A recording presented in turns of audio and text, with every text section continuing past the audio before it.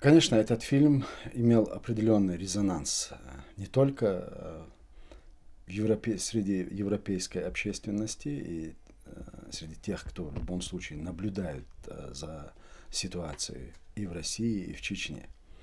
Но меня больше всего забеспокоило в этом фильме вот акценты, которые сделали. В принципе, очень хочу заранее сказать, что журналисты проделали очень хорошую работу, очень профессиональную работу, и в то же время смущает один вопрос. То, что КГБ, чекисты внедряли своих шпионов еще с белой эмиграцией, и у них есть этот опыт, это ни для кого не секрет. Это знают все спецслужбы во всем мире. И, конечно, было бы глупо считать, что они, вот поток беженцев, который направился в Чечню из Чечни в Европу, когда началась война, что они не попытались использовать или тот же прием и иметь своих людей среди тех беженцев, было бы глупо. Мы это знали. И, в принципе, мы знаем, что такие случаи имелись. Мы даже знаем несколько случаев, которые вот именно по их направлению прибыли в Европу, получили политическое убежище и находятся в Европе. И я думаю, соответствующие спецслужбы тоже этих стран знают об этих людях. Но в этом фильме затрагивается вопрос о том, что ничуть ли каждый второй или половина чеченцев являются засланными агентами ФСБ, с чем я категорически не согласен. Это не соответствует действительности. И почему этот фильм меня настораживает и членов нашего правительства, почему мы сразу попытались связаться через наше консульство и с немецкими властями, и с соответствующими структурами, чтобы выяснить для себя, это борьба с российскими шпионами или это очередная античеченская кампания. В этом фильме есть фигуранты, которые открыто заявляют о том, что они сотрудничают. Они являются официальными представителями марионеточного правительства в Чечне Рамзана Кадырова. Они имеют официальные офисы в Германии, в Гамбурге в частности.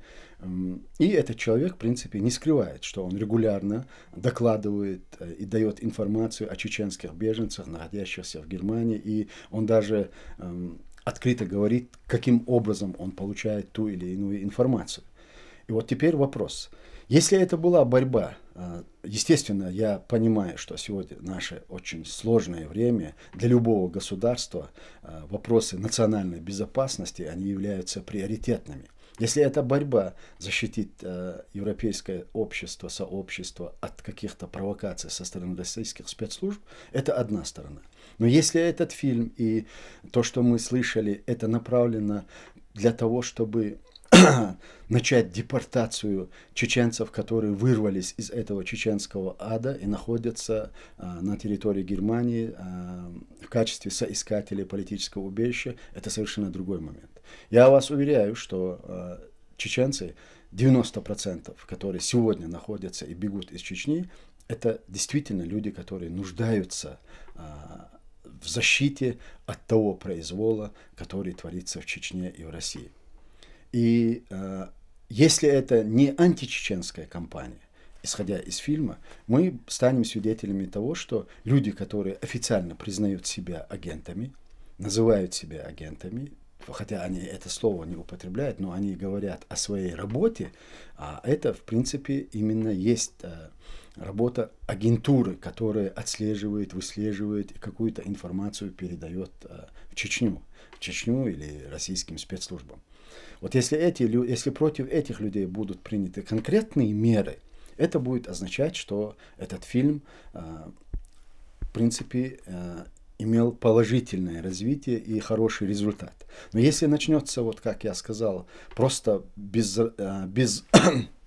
разбора депортация чеченцев, это, конечно, очень печальный случай будет. Но я надеюсь, что мы со своей стороны предприняли все возможные меры, чтобы донести до властей и до европейских структур, что наша сторона в лице наших представителей, консульств, они готовы сотрудничать по всем этим вопросам. И мы, как никто другой, знаем, кто действительно нуждается в защите и кто, в принципе, сюда направлен.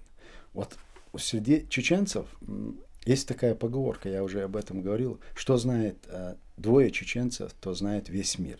Мы, чеченцы, в этом смысле очень плохие кандидаты для шпионства.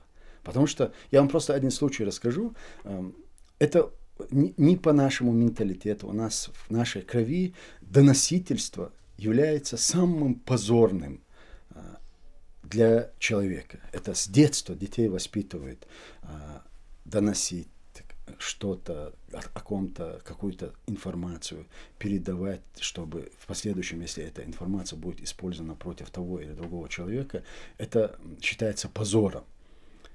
Это значит, даже род заклеймен. Я не исключаю, я не идеализирую, безусловно. Есть у нас и агентуры, есть и те, которые сегодня с большим энтузиазмом работают на российские спецслужбы, несмотря на все то, что они сделали с Чечней, с нашим государством. Такие люди есть. Но это как бы наследственное. Еще с царских времен, когда еще была их охранка, еще с этих времен кто-то когда-то сотрудничал, в последующем с ЧК, с КГБ. И вот Саша мне, в принципе, рассказывал, Александр Литвиненко, как они сегодня вербуют. Они предъявляют какие-то архивные материалы наследникам этих людей, которые раньше работали с этой охранкой или с КГБ, и говорят им, вот по доносу вашего прадеда или вашего какого-то ближайшего родственника был убит вот этот чеченец. Или он преследовался, и он был направлен в Сибирь, и он отбывал срок. Если вы сейчас не будете с нами сотрудничать, мы эту информацию выдадим тем, из-за кого пострадали. А в наших традициях вот кровная месть, ответственность, это очень сильно действует. Это не истекает со временем. И чтобы избежать вот таких вот последствий, люди соглашаются и продолжают оставаться как бы заложниками и жертвами этой системы. В 1992 году, в 1991 году, когда открыли архивы КГБ и когда выявили, то есть кто сотрудничал в бытность СССР с КГБ, информация, Джохар Дудаев, первый президент, он просто категорически запретил ее обнародовать. Он сказал, это расколет наше общество. Мы должны нашу жизнь начать с чистой страницы. Все, кто сотрудничал с ними, они знают, что это и имело место, и теперь у них есть шанс и возможность реабилитироваться и жить спокойно и начать свободную жизнь. Но, к сожалению, когда началась война, эти же люди, которые были уже у них на учете, через шантаж, через все это, они их начали использовать. А если говорить о новой генерации, я скажу другой случай. Ну, естественно, у нас в Чечне были противостояния. Были и те, которые сотрудничали, или в любом случае, как их называли, пророссийские чеченцы. И один из наших командиров внедрил в эту группу своего человека, то есть агента, шпиона, чтобы он как бы имел информацию о том, что эти люди готовят против нас. И буквально после одного такого заседания наш шпион разоблачился. Когда те начали ругать президента, когда начали ругать наших командиров и тех, кто сегодня отстаивает свободу и независимости, когда их начали критиковать, он вскочил и, устроил там скандал, защищая. В принципе, на этом вся его шпионская деятельность закончилась. И поэтому я думаю, что очень сложно сегодня, особенно вот если исходить из того, что этот главный фигурант фильма говорит, что они сюда направляли тысячи и тысячи людей относительно, завербованных, которые как бы сегодня находятся среди беженцев и как в качестве спящих медведей в нужное время их там могут. Я в это не верю. Я не верю вот в масштабность этого этой операции, потому что тысячи их нету, я это 100% точно знаю, ну, может быть, десятки людей, мы знаем десяток людей, которые вот находятся, и я думаю, что соответствующие службы, которые существуют в европейских странах, они знают больше, чем мы.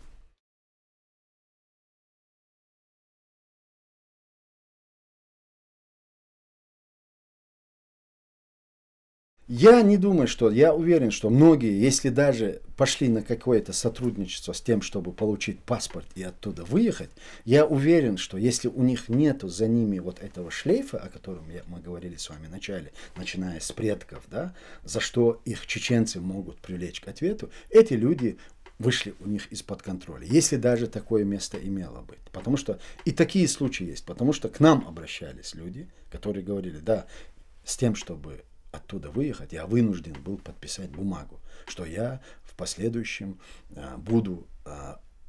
окажу им хоть какую-то услугу, если им от меня надо будет. Вот люди, которые подписывали этот документ, они приходили и признавались в этом. И они объясняли, почему они сделали это. Поэтому и таких очень много. И я думаю, что в принципе вот само появление, вот все-таки у меня, при всем моем уважении к журналистам, у меня вызывает вопросы вот этот агент Игорь, который, в принципе, через столько лет начал давать такие откровенную информацию. И вы знаете, зная систему, как работают спецслужбы за рубежом, я абсолютно уверен в том, что человек, который обладал такой информацией, и занимал такой высокий ранг вот в структурах ФСБ, как в фильме сказано, что он входил в топ-50, и нам даже показывают фотографию с генералами ФСБ, и нам автор фильма говорит, что он находится среди них. Ну, мы не настолько наивны, допустим, зная вот структуру ФСБ или КГБ или любую другую спецслужбу, если показывают фотографию, и человек говорит, что он входил в топ 50 людей, и что он занимался вот именно очень важной для этой структуры работой, как вербовка за границей агентуры, это, конечно, значимая фигура. И, естественно, руководители этой структуры знают, кому и к какому отделу это относится. И выяснит, кто такой Игорь, и вот хоть усы ему наклей, хоть бороду. Тем выяснить этого человека, это пару пустяков, потому что вот есть фотографии, он сам рассказывает, каким отделом он руководил, и вычислить, кто этот человек, не составляет труда. И поэтому у меня возникают вопросы. По одной стороне, почему автор фильма просто выдает этого Игоря? Второй вопрос. Почему германские или французские спецслужбы, к кому он перебежал, позволили ему выйти вот с такой откровенной информацией в фильме, пусть даже с усами? Потому что если он такой ценный информатор, как он представляется в этом фильме, естественно, те спецслужбы, с кем он уже сотрудничает, не могли ему позволить выйти в публику, даже с усами или без усов. Потому что он уже становится агентом рассекреченным. И в дальнейшем от него никакой пользы нет. И поэтому у меня вопрос. Или если это как бы кампания против спецслужб или контроперации против тех, кто засылает своих агентов, это одна сторона. Это, мне кажется, очень неграмотно они вывели или выдали своего агента. Потому что у этого человека, который говорит, что тысячами они выдавали паспорта, естественно, у этого человека должна быть хоть какая-то информация из этих тысяч, которых он выдавал. И если он бежит за границу, как правило, агент как бежит? Он бежит с какой-то очень серьезной и полезной для другой стороны информацией. В данном случае будем считать, что этот Игорь сбежал именно с этим кейсом агентуры, которая была заслана сюда. И так просто рассекречивать такого важного агента, это не в стиле спецслужб, особенно западных спецслужб. Значит, у меня сейчас вопрос, естественно, остается открытый. что это было и для чего этот фильм вышел сейчас. Абсолютно при том профессионализме, который я говорю относительно журналистов, которые провели огромную работу и очень скрупулезно. И в то же время, когда там участвует самый главный правоохранитель Германии, комментирует какую-то ситуацию, и есть фигурант, который говорит: да, я работаю на Кадырова, Кадыров находится под санкциями европейских структур, и он говорит, что он является его официальным представителем, и он работает напрямую на него, значит, через некоторое время этого человека в Германии не должно быть, независимо от его гражданства, потому что это абсолютно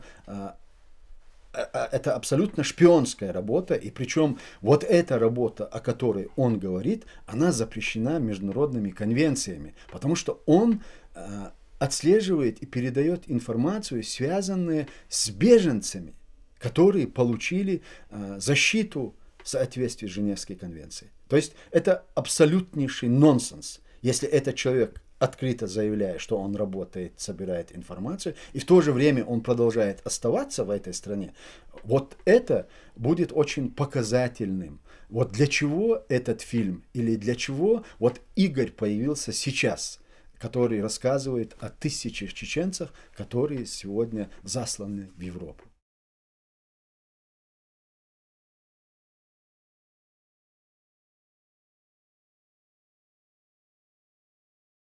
Вот действительно, вот единственное, почему у меня возникают эти вопросы, сегодня однозначно Меркель это единственный политический лидер, который сегодня абсолютно противостоит Путину, его агрессивным действиям и стоит на защите беженцев, которые прибывают в Германию.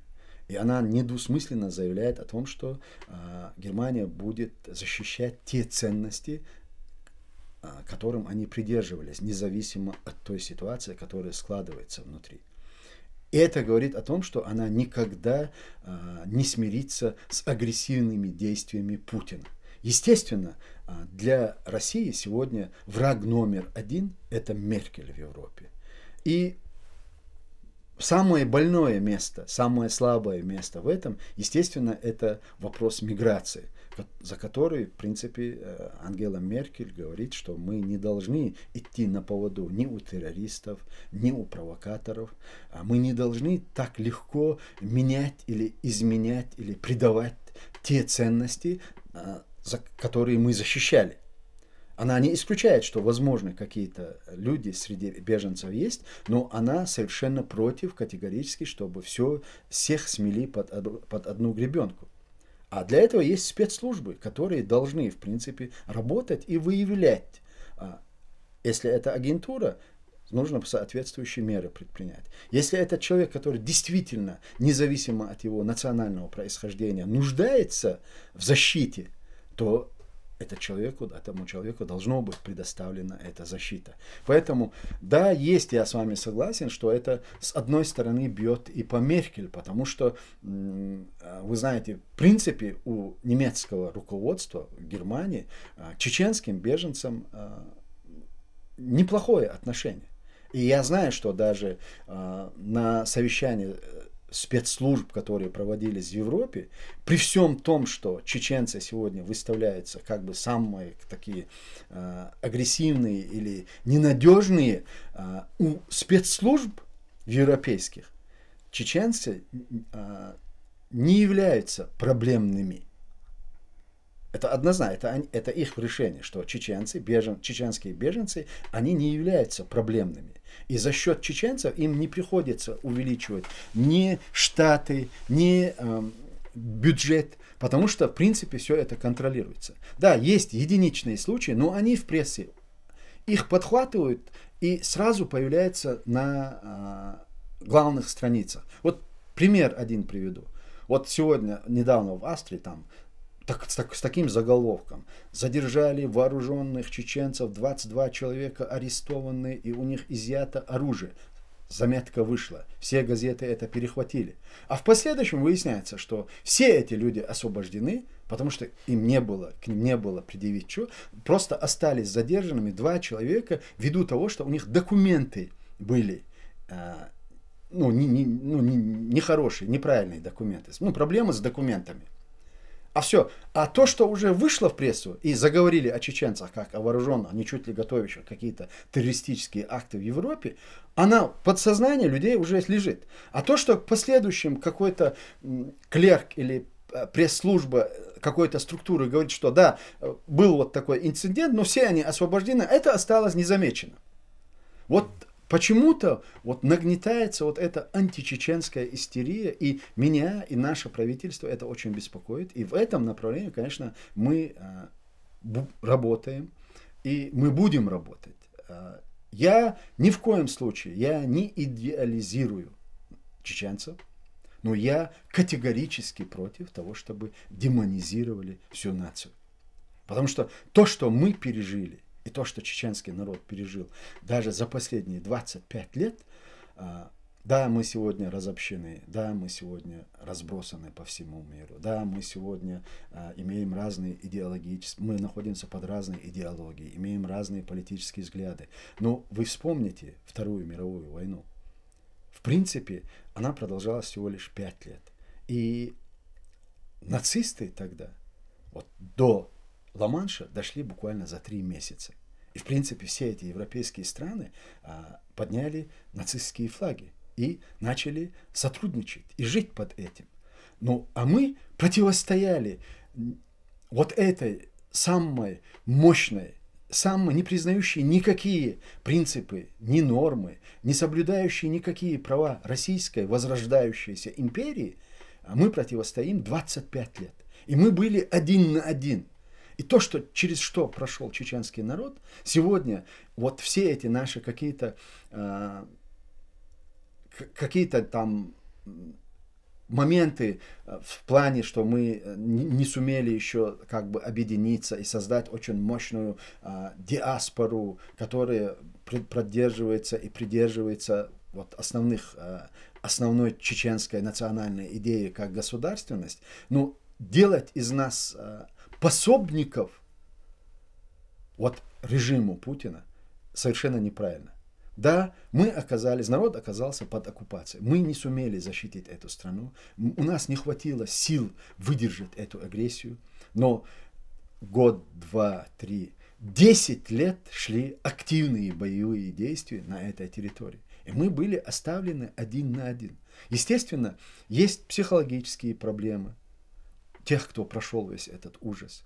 Есть разочарованность во всем, безусловно, есть. Есть радикализация, которая произошла в результате вот этих, именно религиозной радикализации. Все эти моменты присутствуют. Но это ни в коем мере не делает чеченцев ущербной нацией. И сегодня чеченцы, которые учатся в Европе, дети, которые сегодня входят в школу, вы можете у любого спросить, они одни из лучших по образованию, по спорту. По всей школьной программе они в школах не последние, они среди первых.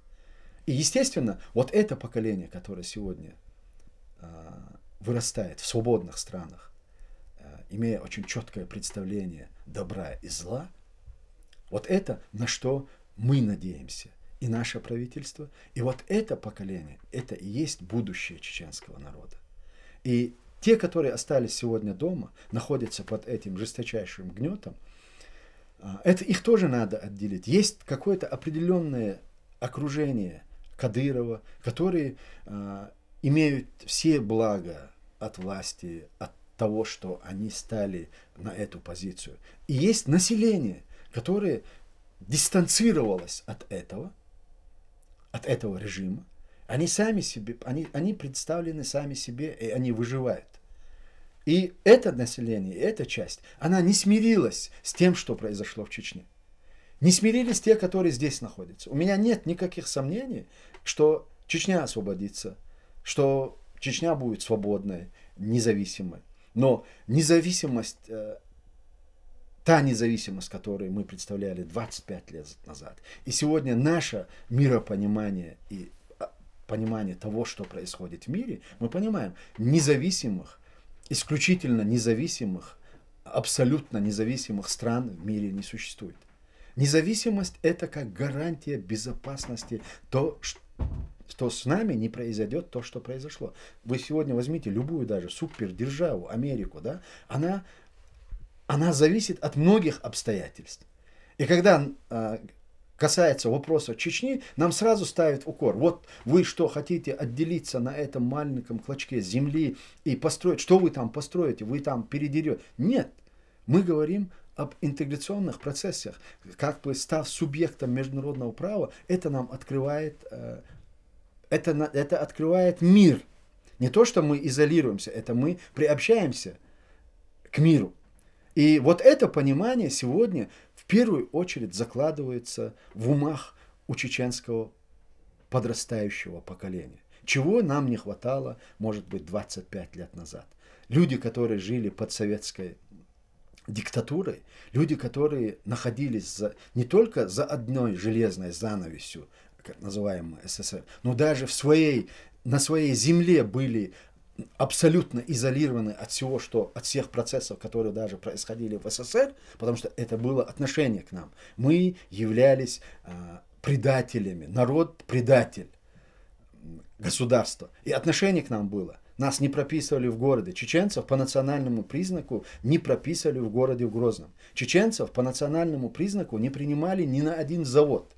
Нам было предоставлено ездить на шабашки, выезжать и зарабатывать себе кусок хлеба, чтобы выкормить семью. И в этой ситуации многие чеченцы, когда провозгласили независимость, восстановили государственность, не понимали, что мы будем делать, если у нас нет возможности выезжать куда-то, зарабатывать деньги, выезжать по России даже. А сегодня чеченцы узнали мир. Благодаря вот этой трагедии, через которую прошел чеченский народ, сегодня нация, чеченцы, это на постсоветском пространстве, уже можно сказать, нация, которая разговаривает на десятках языках мира. Вот это усиливает веру нашего правительства, тех людей, которые сегодня работают за деоккупацию. И мы пытаемся влиять на все эти процессы и участвуем по мере нашей возможности в тех глобальных процессах, которые происходят в мире.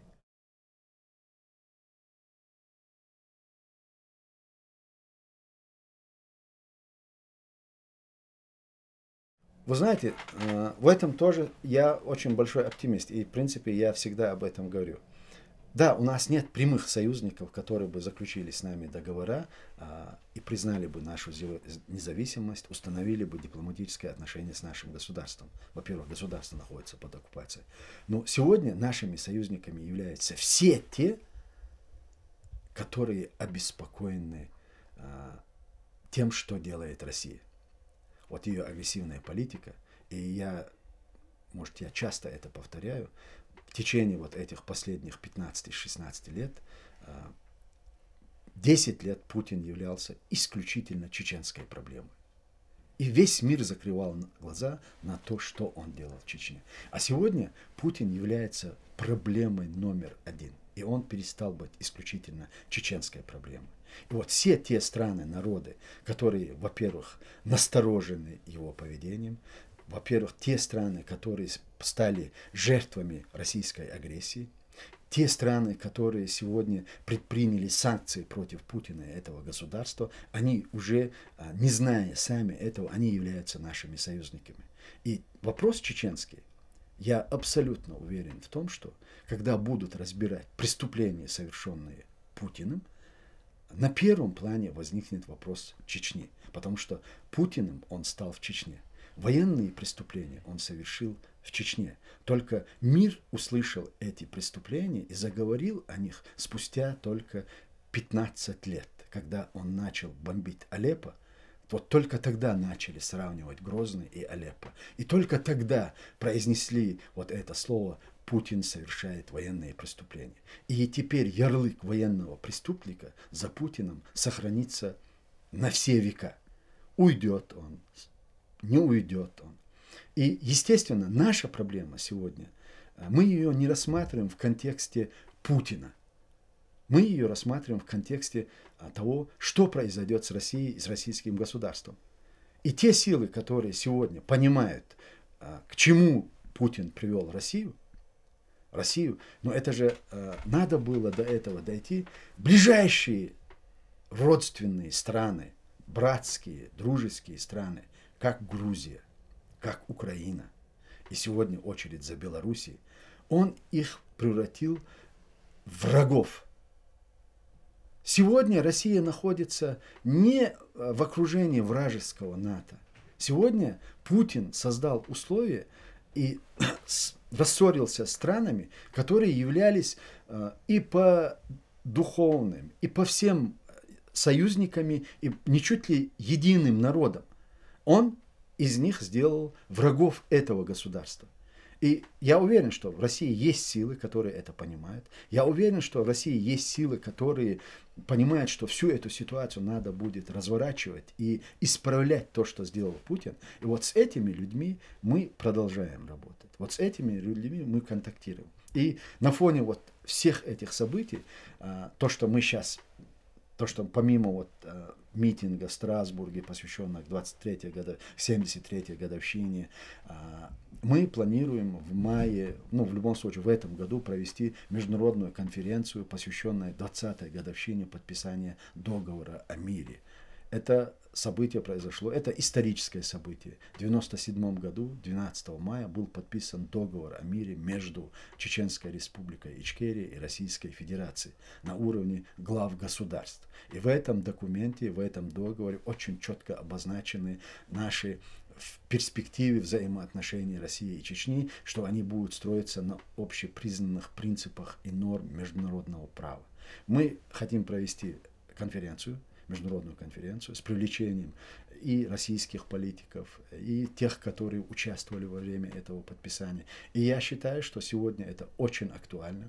Россия всячески пытается замолчать об этом, я имею в виду вообще о подписании договора. Они всегда говорят о каких-то соглашениях, Хасавюртовское соглашение, еще другое. Но о самом договоре они молчат, потому что они понимают, что это международными экспертами была дана оценка и заключение, что это межгосударственный договор. И сегодня нам надо вернуться к этому договору. Нам рано или поздно нужно будет вернуться к этому договору. И при всем том, что Ельцин был виновен в начале Первой войны, он сделал шаг. И он сегодня, подписав этот договор, дал возможность и русским, и чеченцам цивилизованно определить взаимоотношения. Это единственный документ, который может стать основой определения взаимоотношений России и Чечни. Это единственный документ, который существует в мире, в природе за эти 400 лет противостояния России и Чечни. И самое главное, сегодня в России есть люди, которые понимают, что основной базой для установления нормальных взаимоотношений является именно этот документ. И я считаю, что сегодня это очень важно, и мы привлекаем туда и международных юристов, и самих российских политиков, и чеченская сторона. Я думаю, что это будет иметь хорошие последствия, и эта конференция, и уверен, что вот единственное, что может способствовать прекращению противостояния России и Чечни, это договор о мире, подписанный 12 мая 1997 года.